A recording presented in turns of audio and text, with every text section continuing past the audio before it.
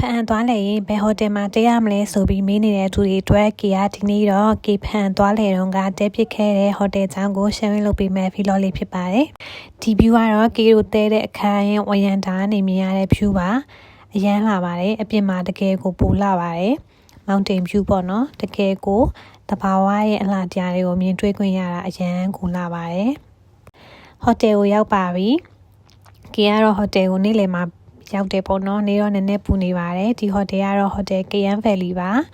ဟိုတယ်ရဲ့ဝင်ပေါက်ပါဝင်ပေါက်ရဲ့ညာဘက်မှာဆိုရင်ကပ်ပက်ကင်ရှိရယ်အလယ်မှာက reception lounge တွေပါ area dinner area ရှိရယ်ဘယ်ဘက်မှာတော့သူ့ရဲ့တဲခိုဖို့အတွက် bungalow လည်းရှိရယ်ပေါ့နော် bungalow type ရယ် building type ရယ်ဆိုပြီးတော့နှစ်မျိုးရှိပါတယ်ဒီဘက်ကတော့ bungalow type လေးပါသူ့ရဲ့မျက်နှာချင်းဆိုင်မှာတော့ building type ရှိရယ်ပေါ့နော်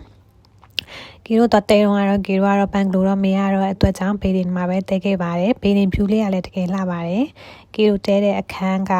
ဘေးဒင် C ရဲ့314ပါဒီဘေးဒင် C 314ကလေဖြူအရန်လှတယ်သူ့ရဲ့ဝင်တားနေမြင်ရတဲ့တဘာဝအလှတရားရဲ့ဖြူပါကီမနက်နိုးလာတဲ့အချိန်မှာလေဝင်တာထွက်ပြီးဒီဖြူလေးကိုမြင်ရအရန်ကိုစိတ်အေးချမ်းပါတယ်နောက်ထပ်သဘောကျတဲ့နေရာကတော့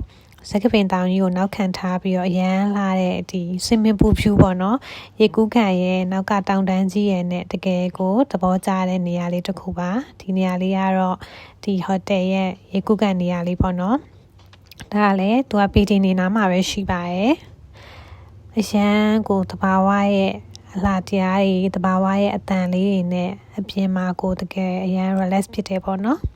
ဒီဗီလော့လေးကတော့ဖန်ရောက်လို့ရှိရင်ဘယ်မှာတက်ရမလဲဆိုပြီးတော့စဉ်းစားရခက်နေတဲ့သူတွေအတွက်ကီတွားတဲခဲ့တဲ့ဟိုတယ်ကို sharing လုပ်ပေးတဲ့ဗီလော့လေးဖြစ်ပါတယ်။ဗီလော့ရဲ့အဆုံးသတ်လေးကိုတော့ကီကစကပင်တောင်ကြီးရဲ့တဘာဝအလှတရားလေးနဲ့နှုတ်ဆက်လိုက်ပါတယ်။နောက်ထပ်လည်းဖန်ဗီလော့လေးတွေအများကြီးတင်မှုရှိတဲ့အတွက်ကြောင့်မို့လို့ကီရဲ့ဗီလော့လေးတွေကိုဆက်ပြီးတော့ကြည့်ရှုပေးပါအောင်နော်။ကျေးဇူးအများကြီးတင်ပါတယ်